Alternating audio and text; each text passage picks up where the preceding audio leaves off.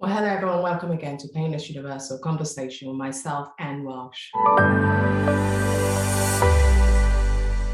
Today's conversation is one that I think is very sensitive, especially for anyone who's living through this pain, anorexic pain. You've heard about it, so many young girls are going through this pain and not knowing how to deal with it or who to turn to. But if you're going through this difficult challenge in your life right now, I appreciate if you could contact my guests. Hope Virgo, who is going through this pain and is a massive campaigner for this challenge. But before we get started, let me tell you a little bit about who she is. Hope is an author and a multi-award-winning campaigner for people with eating disorder. Through her talks, Hope helps young people and employers, including schools, hospitals, and businesses, deals with the risks of rising tide of mental health issues. She's also recognized as a media spokesperson, having appeared on various media platforms, including BBC Newsnight, Good Morning Britain, Sky News, BBC Breakfast, BBC News. She's published 2 books, including bestseller, Stand Tall, Little Girl, documenting her eating disorder journey. Her 3rd book, You Are Free, is out in May 2022, which tackles issues around mental health and faith. In 2018, Hope launched Dump This Girl, which called on government to stop using BMI as a primary measure to determine whether someone with an eating disorder will qualify for NHS support. Her petition generated over 116,000 signatures and was delivered to 10 Downing Street. The Dump This Girl campaign, which put eating disorder on the government agenda, has gone from strength to strength, making change for those living with eating disorder. For many years now, Hope has managed to hide her dark secret of living with anorexia and the pain, the struggle that came with it. Her world has changed massively, and she was admitted to mental health care hospital. But now, Hope wants to help others who are going through that pain. Listen to our conversation. She shares her story, how this whole thing got started, what signs to look out for, and how you can help anyone going through that pain. Meet my amazing guest, Hope Virgo, as she shares her story. Meet Hope. Well, hello everyone, and welcome again to Painless Universal, a conversation with myself and Welsh. As I said in my introduction, today's conversation will really get you thinking about the ways, it doesn't matter what you're going through, it doesn't matter if it's an eating disorder, it doesn't matter if there's a chronic illness, how to utilize those struggles, those difficulties in your life to find your joy. And not just finding your joy, but to help others. Hope, today's message is about how she survived anorexia and began her message, Dump This Girl, which you all know about this girl, the dangerous girl, which we all have to utilize in the morning, evening, afternoon, whenever. She started this campaign. Let's talk to Hope about this. How are you? Yeah, I'm good, thanks. And thanks so much for having me on today as well. It's lovely to meet you. Oh, likewise. I'm really, really delighted to meet you because you know what? As myself, who struggles with my chronic illness pain, and with chronic illness, it presents so much. People always ask me, how did you get through it? How did you manage to be where you are today? And I always say to people, I don't know. I don't know how I got through it. And when I talk to people like yourself, it gives me more hope that there is actually hope for others to be better. And that even that shines in your name. Before we get started, Hope, can you tell me a little bit about who are you? Yeah, so from a work perspective, I guess I am an author and mental health campaigner. So I basically kind of spend my life traveling all over the world, doing a lot of work with schools, corporates and hospitals. And then I also do a lot of work in the UK, particularly with the government, looking at issues around eating disorders and exercise addiction. And then kind of outside of work, I'm trying to think what's the best way to describe myself.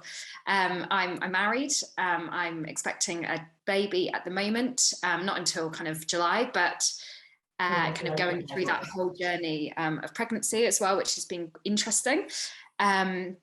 And yeah, I go to church on a Sunday, I guess I'm a keen runner, things like that. So kind of, yeah, trying to have a huge other variety of things in my life as well, which is always fun. Amazing, Hope, because you're an author, you're a multi-award winning campaigner for people with eating disorder. And this stems from your own personal journey, your own struggles. So if you tell me, what was it like as a child growing up? Just take me back to your younger days. What was it like? Yeah, so growing up, I did find things quite challenging, if I'm honest. I really struggled to kind of engage in kind of emotions. I was often feeling quite unhappy a lot of the time, but I wasn't really sure what was going on. So I kind of had to find a way to deal with a lot of that uncertainty, but didn't really know how to do that. Kind of throughout my kind of younger years, my mum was always quite concerned about things like that. And I did end up doing about 6 months of therapy when I was about 9 to try and get me to understand about kind of feelings and emotions and to kind of talk about things. But I didn't really enjoy it. I didn't really like the therapist, and I kind of just withdrew a lot in those sessions.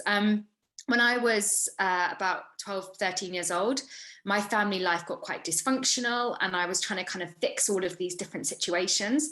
And I think kind of growing up in that environment, and I'm sure other people are similar as well, it's not a bad thing to try and fix other situations, but it is a bad thing if you're not then giving yourself that space to feel things, or you're not allowing your needs to be met. And for me, because I was kind of putting everyone else ahead of me, I was often kind of sitting with that kind of dull ache in my stomach, not really feeling that happy, but kind of thinking, if I just fix all of this, if I just control that situation, then maybe everything will be okay for me.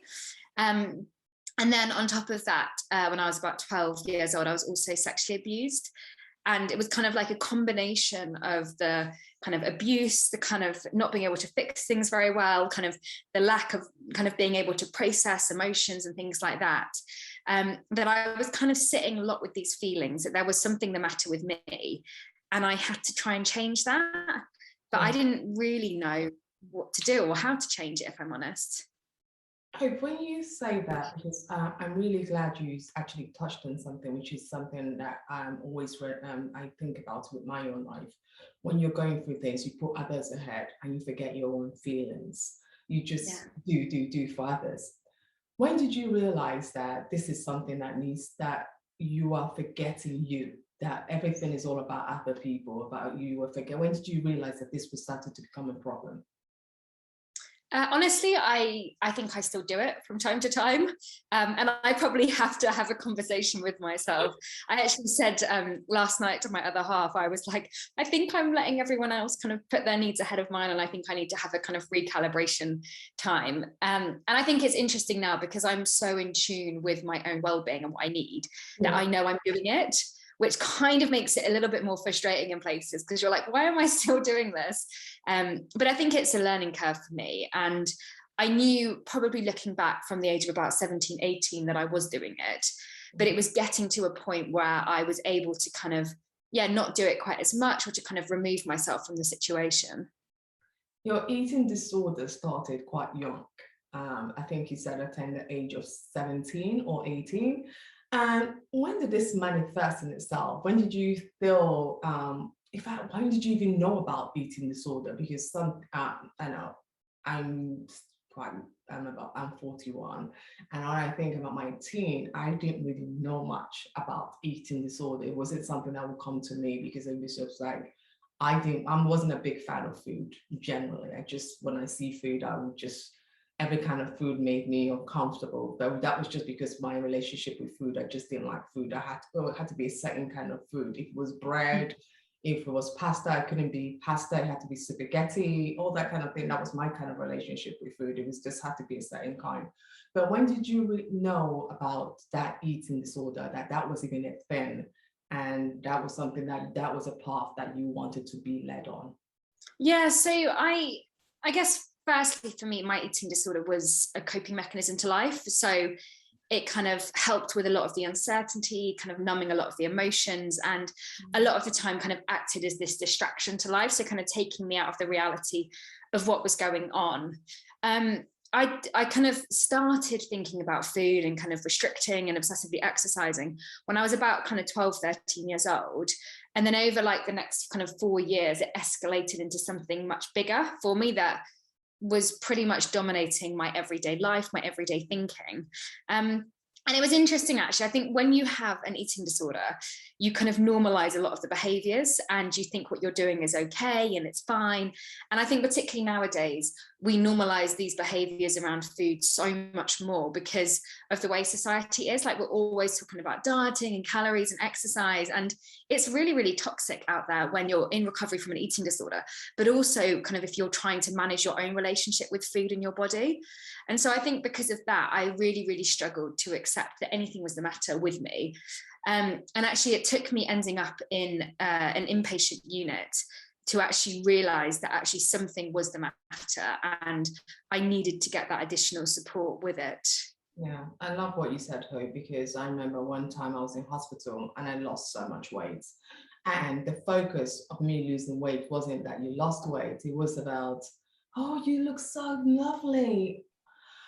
And I'm thinking to myself, I am not looking so lovely. But in society, a lot of people's mind at the time was that, oh, how did you do it? How did you lose all that much weight? And I couldn't figure out why was people focusing their attention on that part of me that I didn't like. I didn't like the way I looked. I didn't like that I had lost weight. I wanted to be, but there was no help out there. The only help out there was for people who wanted to lose weight, not the people who wanted to put on weight. So it was just that was a big say for me. But one thing I noticed, you hid yours very well. For 4 years, you were able to hide it and no one knew about this. How were you able to hide this from your family? How did they not know something was different about you? Yeah, so I think all eating disorders are really, really secretive, and we do every single thing that we can in that moment to try and hide what's going on because we're so desperate to do what the eating disorder is telling us to do, and we want to feel better, and we think this is the only way to do it. And I think for me, like being one of five, it was very easy to kind of slip under the radar. I was in all the sports teams at school, so kind of often out late training, and no one really kind of questioned it as well. And I think also, like, I'm only 31, but actually when I was growing up, people didn't really talk about eating disorders quite as much as they do nowadays. So I think, again, like, no one really knew what they were looking out for, kind of how to deal with it. And there were moments when my mum definitely picked up on behaviors, but quite often when she did, I'd immediately kind of shut her down, be like, no, I'm fine, like everything's okay, like kind of thing. And I think that's just what people do when they have an eating disorder. You find every kind of possible solution to hide it from those people around you, and becoming so secretive and kind of withdrawn in those situations as well. Yeah, that's true. So when you think about the mental and physical pain, because this brings a lot of mental emotion that comes with it. Because I was listening to the news this morning, for example, they're talking about lots of young girls going through this phase right now, and that's it now because of the mental mind. How are you able to go through the recovery phase when you finally knew something was wrong with you? Yeah, and it's really, really hard, honestly. And I guess I just want to emphasize that because I think quite often people look at people like myself or maybe, like others around who are kind of talking about their recoveries. And we kind of see this product of a person that has been worked on for such a long time and has had to go through a lot of that kind of pain and really, really embrace that. But for me, I think initially, obviously, kind of going into treatment was what I really, really needed. So having that kind of routine structure where we had kind of meal times at set times a day, having that space to talk about things. I think, again, with eating disorders, although they present themselves in kind of food and exercise often, actually it's about something else. So having that space to actually think, what is the eating disorder doing for me in this moment? What's it telling me? What's it trying to hide? And the more I started to understand that and really voice and communicate, it really, really helped. I think as well, for me, a big thing has always been kind of focusing on why I wanted to get well. I think, again, with eating disorders, a lot of people do function at a high level with them, but you're not really that happy. You're just kind of functioning. And again, we kind of normalize functioning at that high level, which is just not okay. And so for me, it was actually getting to a space in my own recovery where I began to realize that actually the eating disorder was stopping me doing all of this stuff that I wanted to do.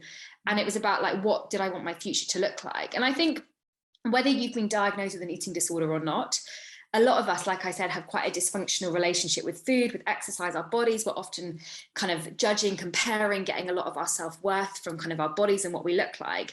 And for me, it was always thinking, actually, like, whether you've had that diagnosis or not, do you want to have a future where your life is completely dictated by kind of food and calorie counting and exercise, and not having that spontaneity with your friends or being able to go to certain restaurants? Or do you want to have that kind of future where actually you can have that total freedom from all of those kind of restraints that life is putting on you? And the more I began to really understand that, the easier it gradually began to get. And I do think as well, I guess, just to emphasize that not every single person with an eating disorder has to go into treatment to kind of get to that space where they can recover. I think, yes, it can be really helpful to some extent. And for me, it definitely saved my life. But actually, for some people, we don't need that. And it's about actually looking at what support network you have around you, and actually how can we use that as a way to really champion ourselves too. Talking about support network, people with families, people with kids, what would you tell them to look out for if they feel that their loved one might be going into that direction of anorexic? What can they look out for, and how can they support that person going through that phase? Yeah, so a really, really big thing is looking out for that kind of change in mood in that person. So whether the person becomes really withdrawn, whether they start kind of rebelling a lot, could be one or the other. You then might have the person who kind of looks really, really distracted at a mealtime. Kind of normally in those situations, they'll be kind of calorie counting. They'll kind of be maybe stressing about the food, finding it quite kind of anxiety provoking. If you've got someone who's struggling with something like bulimia, they might get kind of sores on their hands. They often will exit to the bathroom after a mealtime.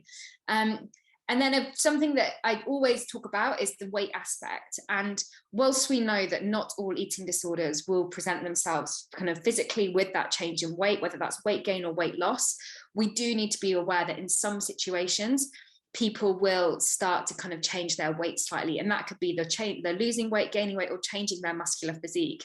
And then I think, again, like a big one is when they also stop going out with their friends and maybe stop going to events, stop turning up for family meal times. And there is a lot of things to be looking out for. But again, it's hard because people, like we said a moment ago, are so secretive and get so good at hiding all of these behaviors. And then I think for me, like, as soon as you start to notice any of these things, you've got to have that direct conversation, actually kind of pick them up on that behavior. Yes, they will probably say they're fine. They'll probably shut you down, pretend like things are okay. But actually in those situations, it's then about going back kind of again. We know, like I've said kind of a number of times, eating disorders aren't really about the food, they're because something else is going on. Yeah. So we need to get to that space where actually we're understanding what is going on for that person, what purpose the eating disorder behaviors are serving, and then they can start to kind of unpack that and hopefully get to that space where actually they are able to start that recovery journey. Oh, wow, that's really amazing. I have to ask you, because you started the Dump the Scales, and this has been phenomenal because your mission with that is to show that eating disorder ain't always visible. And that's very true, because a lot of times we think someone with an eating disorder is somebody you could just immediately look at and you know that person is going through pain without eating disorder, but that's not necessarily the case. So tell me about Dump the Scale. How did that get started, and why did you start the campaign? Yeah, so I guess my passion for it grew in about 2016. So in 2016, I relapsed, and when I relapsed, I tried to get support on the NHS and wasn't able to because I wasn't underweight. And I left this appointment and just felt so upset. I felt like a complete and utter fraud. I was so confused about how they had judged my eating disorder based on what I looked like, that it was, just not okay at all. And I left that appointment and felt like I said, this kind of frustration. I spent this 4 weeks just feeling really, really unhappy, really down, not really sure kind of what I was going to do about it. Eventually, for me, I ended up going on antidepressants and kind of spent the next 6-7 months really working on myself again, kind of going back to kind of meal plans, real structure, and managed to get myself through that kind of on my own with my own support network around me.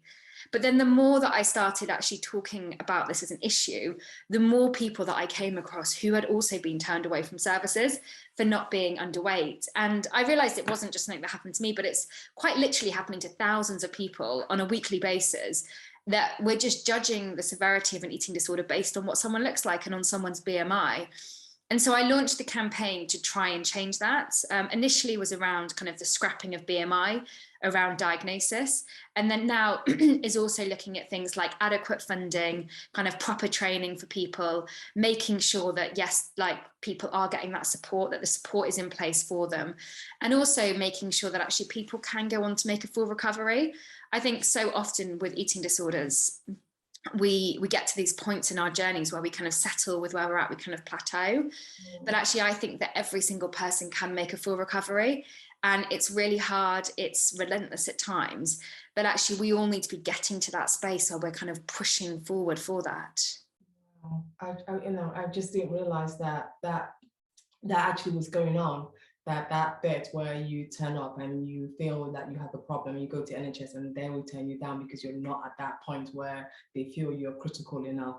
And that's actually one of the worst things that could happen to anyone, because then you feel, should I go reduce my weight further down before you take me more seriously? And I'm so glad you started this campaign, because I think this is truly remarkable for so many young girls, so they don't feel like they have to go further down before someone listens to them or hears their voice, or young boys that might be going through the same situation as well. And you also know, you've written 2 books and you're about to release your 3rd subject. One of the ones I really enjoyed was your book called Stanton, Little Girl, where you give actual figures about the reality of what's actually going on. Could you tell me about that book? Yeah, sure. So I guess firstly, I chose to write the book because I didn't think people really understood about eating disorders properly. I think people often don't understand about the kind of intricacies of recovery. And again, like not just the NHS, but like public society generally kind of judge someone's mental health if they've had an eating disorder based on what they look like. And I really wanted to get rid of a lot of these kind of misconceptions, but also to help people understand that actually you can make a full recovery from an eating disorder. And these are the things that you can do. So the book is kind of an in-depth, I guess, analysis of my entire life, kind of everything that I've been through. I talk a little bit about kind of hospital admission and actually what it was like living in a psychiatric hospital. And then also kind of reflect a little bit on kind of the campaigning that I do, talking a little bit about like actually how to really manage our well-being and how to kind of maintain that kind of process of recovery, even when life feels really, really difficult as well. And I found it really hard in places to write, actually. I think for me, I've learned a lot over the last kind of 5 years since it came out or so, that actually I need to be better at setting those boundaries in place and kind of learning the things that I do and don't want to say and everything like that, which has been really, really interesting. But actually sharing that part of me was really, really important with where I was at in my life at that moment. And I think for me, like I said, kind of getting across that message all the time that you can recover and you don't want to lose hope in that recovery journey, even if it feels really hard, has always been really, really crucial to me.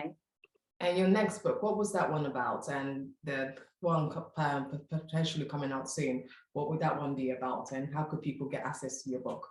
Yeah, so the second one I wrote was kind of more of a self-help type guide. So I wrote it with a psychiatrist, actually. And it was about kind of what do you do when you get discharged from hospital or discharged from services, and how can you actually go on to live your life? I think so often when you've had an eating disorder, you get stuck in these kind of belief systems. You don't know how to close shop. You don't know how to choose a meal on a menu or how to cook food for others. And so I wanted to basically try and empower people to learn actually how to step from that kind of functioning in recovery to, again, living in kind of full recovery as well. And then my final book is actually looking much more at kind of faith and mental health more broadly. One of my kind of passions in life is making sure that faith groups, kind of whatever faith it is, are really, really equipped to deal with the rising tide of people who are struggling with mental health issues. And I think so often we get it really, really wrong in those environments. And so this book is a kind of self-help type book with a little bit about my own experience, but also interviewing a few experts to actually look at what can you do if you're kind of aged 13 to 21 and you're struggling with your mental health in a faith environment.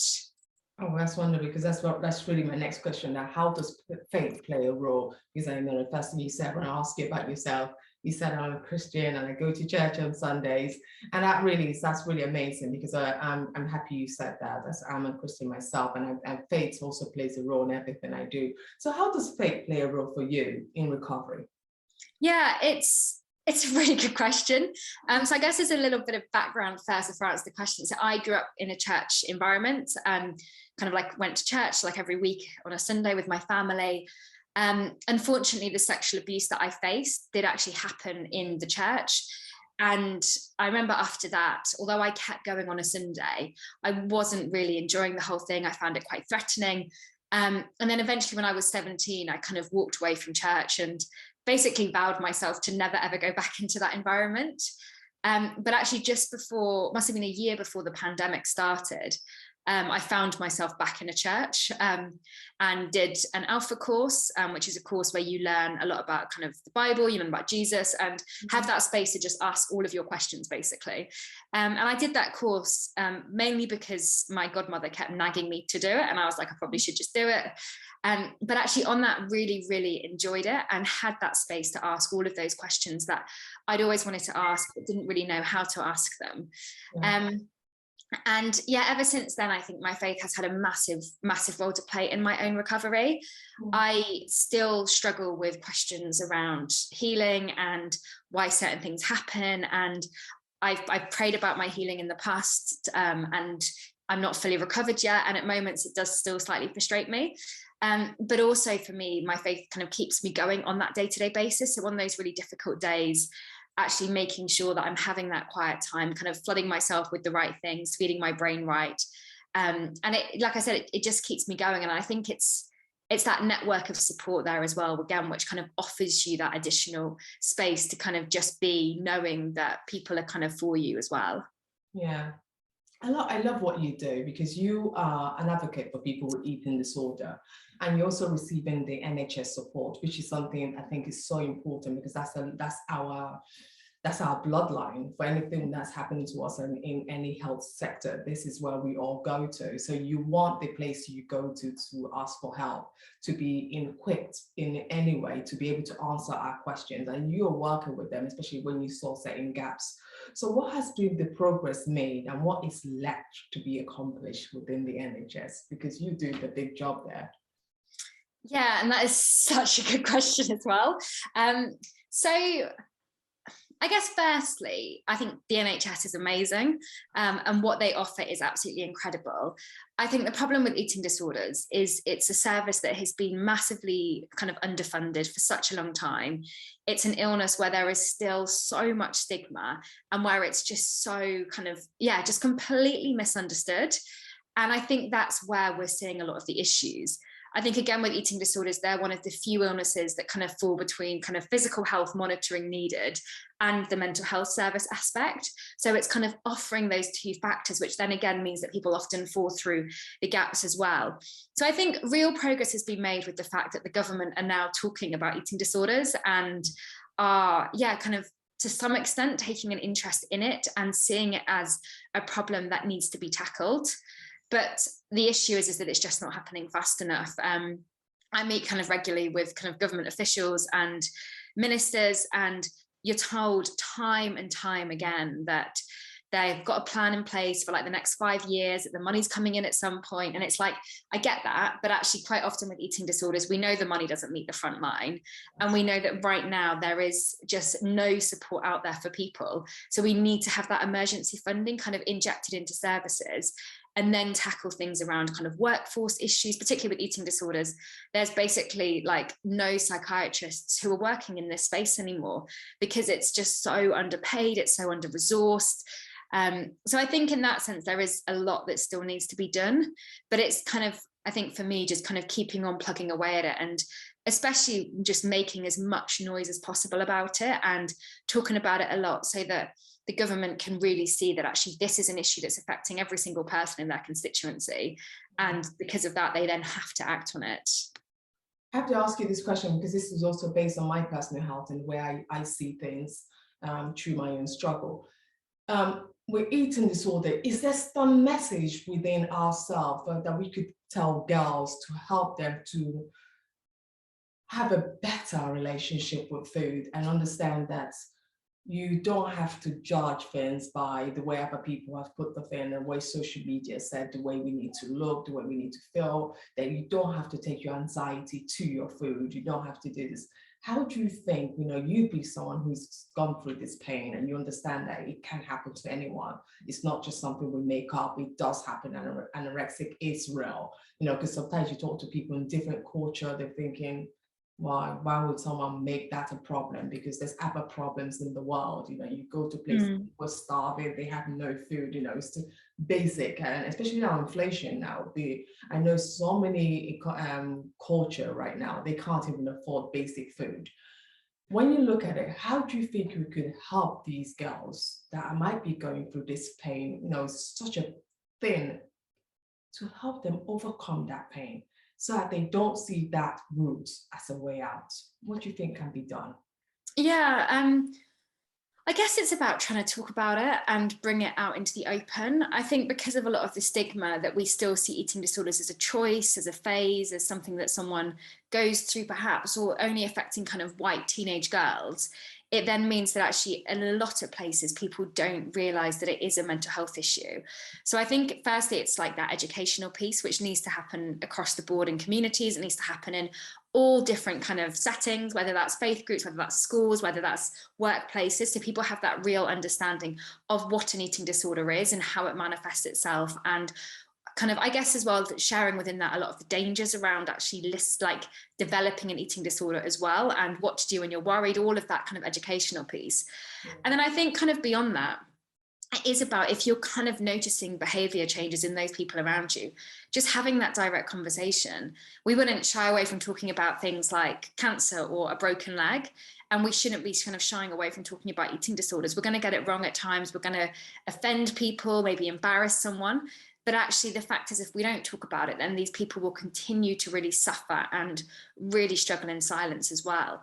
And I think probably for individuals like myself who campaign on this, it's why it's so important that actually when we are kind of speaking up about it and campaigning on it, that it's not just the same voices constantly being heard, but actually we're making sure that we're adding a lot of that diversity into the stories, into the campaigning, because it's important that then other individuals will then relate to that person as well. I think I'm very conscious that I'm the kind of stereotypical kind of white teenage girl who suffered from anorexia, but actually it's, yes, white people do suffer, but so do Black people. So it's like actually bringing that conversation across the board is really, really key. Yeah, I love that, because it's so incorporated at the culture, making people aware that it's not just a certain specific race that goes through that problem, that is a big culture issue, but it's just that the other culture are probably stigmatized and they don't know how to talk about it because they don't know. Because I know, I've heard of a friend of mine, she's Black girl, and she passed away from it. So, and she was anorexic, so you could understand that kind of pain that the family went through, not knowing. Then in fact, in their mind, they never believed that a Black girl could go through anorexic and then pass away from it. So you could understand the intensity of it.